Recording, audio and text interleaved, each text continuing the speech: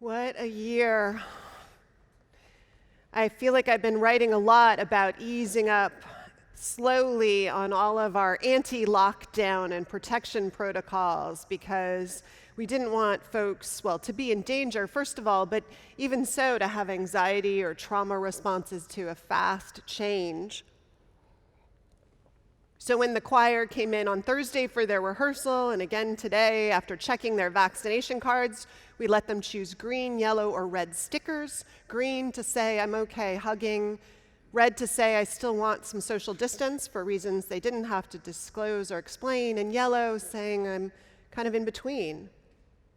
And yet the health department told us this week through their liaison to the COVID Command Center, which is part of the Department of Emergency Management in the city, that we could take our masks off if vaccinated when speaking, not worry, or singing, not worry about social distance. And our members who are in the public health and epidemiology fields agreed. The science says we can begin to relax if we're vaccinated, and I literally could not take it in.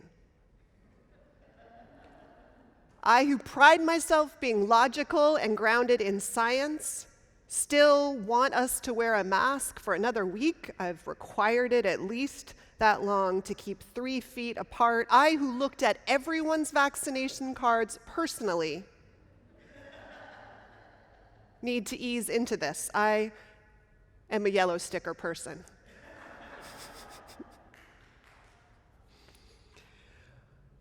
This year, this 15 months has changed us in so many ways. I think we're just beginning to discover. I was thinking about how facile we have all become, the majority of us anyhow, about hopping on a Zoom call, and how resistant some of us were, I won't name names, in the beginning. I remember how some of you swore that you were not going to use Zoom, and then 2 weeks of being separated from one another bled into 3, and then you missed your friends and your small group, and you wanted to get to John's lecture on transcendentalism, or Elena's meditation, or Amy's yoga, or you were chair or on some committee or group, and you knew that you had to do something to be able to do your part. I remember Joe and others on staff walking people patiently through trainings, and those moments when all of us at some point were helping someone else who knew a little bit less than we did, and then learning new tricks together, how to raise our hands virtually. You can still get tutorials on that if you don't know how to do that, or go to breakout rooms and coffee hour and all the ridiculous virtual backgrounds and beautiful ones that showed up. And all this started with, do you remember all this started with, Mildred, your camera is off. Okay, you see that button on the bottom left? It looks like a rectangle with a triangle. Can you get over and click on that? Great. Oh, Mildred, now we can only see your chin. So can you move the camera up? I mean, really, there's no Mildred in the congregation, but you know what I mean. And all of us laughing all the time, right? It had been us the week before, or we did something the week after. How many of us went on talking at long lengths only to find out we were muted? Part of the unofficial curriculum of pandemic has been undoubtedly Zoom, and most of us, a lot of us, have at least reached basic proficiency. What we did for love and for connection.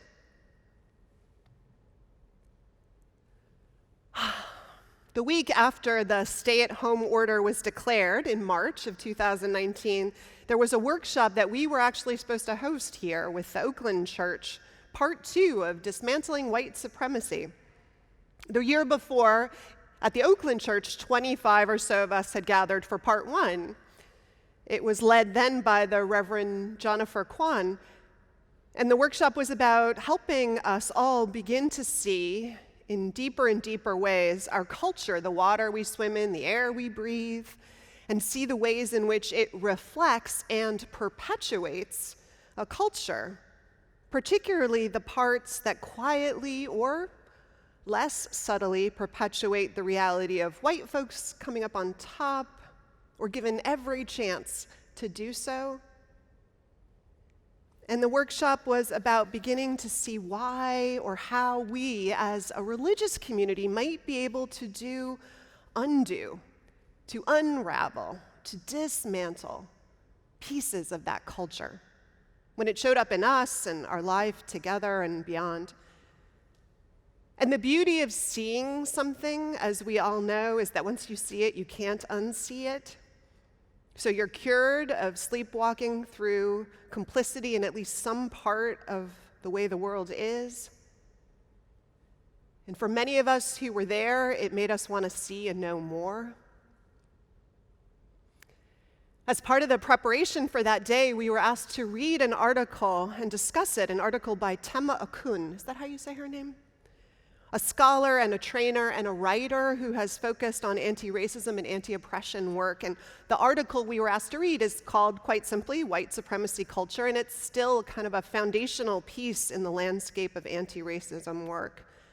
And in it, Dr. Okun pulls together work from a whole bunch of different thinkers and writers and scholars and activists to try and articulate cultural norms and practices that permit our culture to persist in ways that consistently, persistently diminish, disadvantage, disenfranchise our biracial, indigenous, and people of color, our BIPOC friends and neighbors and loved ones. The list included things like defensiveness or either-or thinking, quantity over quality, only one right way, paternalism, power hoarding, fear of open conflict, individualism, objectivity, right to comfort.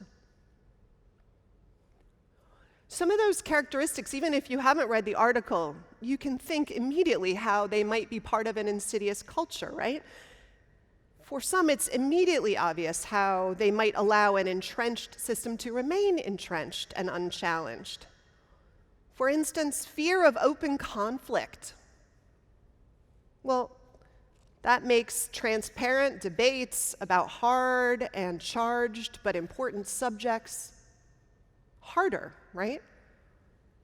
And as such, the move to any resolution harder. Maybe it only happens or is supposed to happen under those rules very slowly in back rooms where accountability is less pressing. And right to comfort. Well, we can imagine whose comfort might be privileged in that right, and who therefore gets to say, as white folks often do, not now, not here, not that way. When we're being challenged in ways that something is brought up, and all the barriers that puts up to how we do things based on how it makes some person feel. And of course, if what's being challenged is a place of privilege or something you've come to see as your own, well, you won't feel good about it, probably, no matter how it's brought up. So we can see how some of what the professor names made sense. So much of the article made immediate sense. It was great to see, and I couldn't unsee it. But there was one thing on that list that it didn't make sense to me intuitively. It was one that I didn't read to you when I read you the list. It was perfectionism. Perfectionism? Why that? I thought. In Imani Perry's book to her sons, Breathe, she talks about one way that perfectionism is destructive. She writes to her sons, quote, "People want to truncate you. It happens to all of us as human beings," end quote. And she goes on, though, to talk about the power of the single mistake, as she calls it, how a whole life is allowed often to get written off in a racist and perfectionist society by a single mistake, how that gets amplified. Writers about class have often pointed out the same thing, how the wealthy get many mistakes and second chances, and the poor and working class get just one shot. The rapper Eminem even has a hit song about it. Perfectionism, at least the worst of it, sets the frame for erasing a person with a mistake. In some ways, that's what cancel culture is a version of, isn't it? Caught in ignorance or in a moment of blatant anything, bigotry, sexism, any error, and your life seems in danger of being written off as unworthy, or that's the way it can look or feel. Of course, we know actions require accountability, right? And mistakes, they challenge us to change and to grow, to make amends, sometimes to suffer the consequence. But that's different. Accountability versus losing your humanity or worth or having your life truncated. Perfectionism, Olam says, is a focus on one another's mistakes or on our own. On always seeing or naming how someone has fallen short or failed to meet an ideal standard, how mistakes or stumbles are thought to reflect on the whole person and not just a part of life, part of the work. How perfectionism internalized means we fail to appreciate the good in ourselves, the good we've done, and we focus instead on the inadequacies and tending to and nurturing, actually, what she calls a harsh and constant inner critic. Do you know that voice? Wouldn't it be lovely to cast it off or dial it down? I mean, I don't know about you, but I know that voice. I think I was taught it in a world of education, of sports, to name only two places I know it showed up. Places that often were about only naming my faults as trying to make me better. It showed up in coaches pointing out the flaw in my serves after a game, but not also naming the amazing saves I had made or the solid team play that had shown up that night. It showed up in teachers who went over the 10 points I got wrong in the test, but never named the 90 I got right. It shows up now in my telling my daughter how she left out the dishes, but not noticing and naming that she put away her laundry and finished her final history paper on time. And it shows up in the consistent implications that how we fall short is somehow more important, more dangerous. How maybe it threatens our very ability to be loved and worthy than everything we have done right or all the effort we have put in to try and make it so. Do you know that way of life? Do you know that voice? Writer and research professor Brené Brown, in her book, The Gifts of Imperfection, writes, quote, "Where perfectionism exists, shame is always lurking. In fact, shame is the birthplace of perfectionism. It's a shield," she says, believing that if we get it right, we are lovable, we are worthy. Asking how we can perform rather than asking instead, how can I grow or deepen?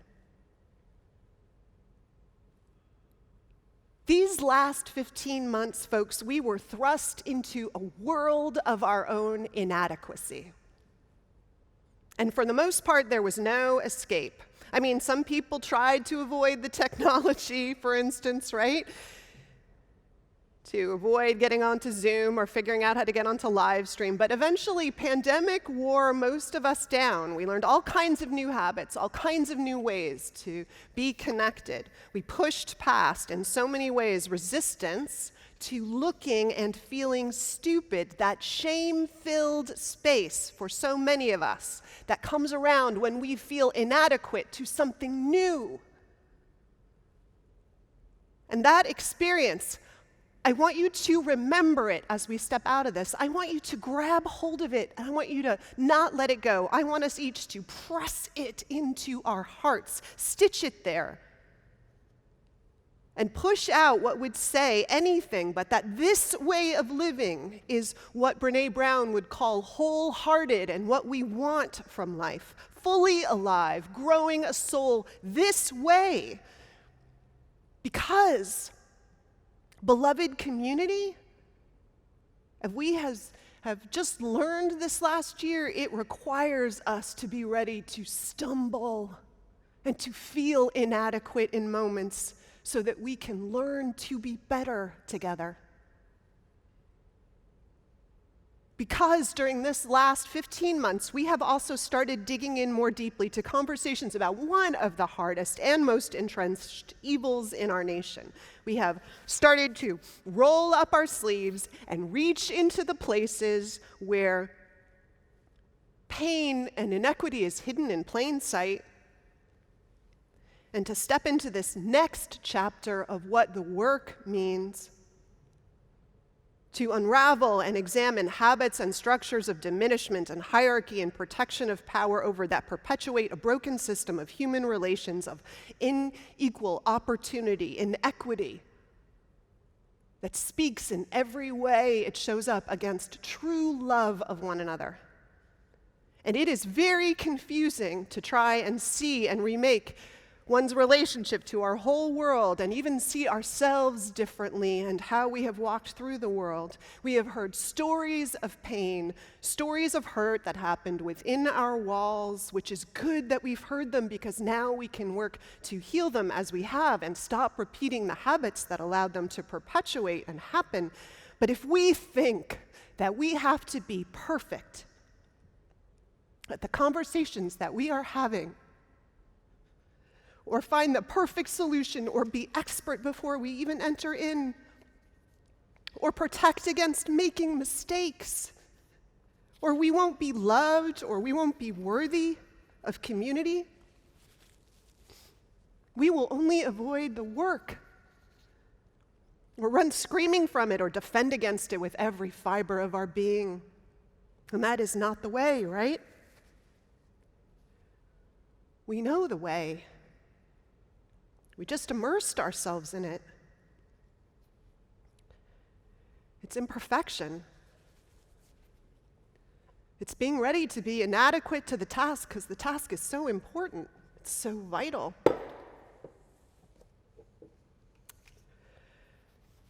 I just tipped over a glass of water. My nose is running in public. It is bumbling, right? It's bumbling open-eyed and listening and learning the way we learned when our whole world was locked down and upended to be something new.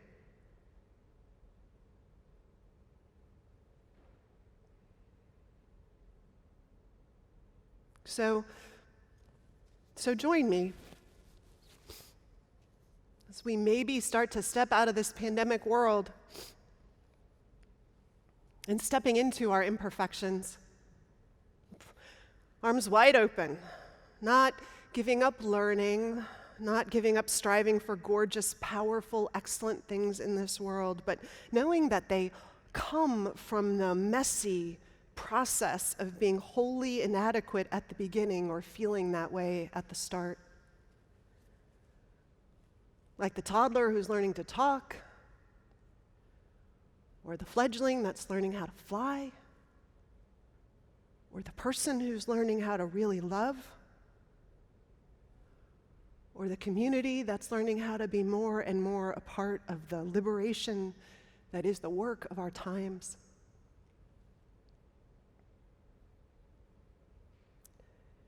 We're people,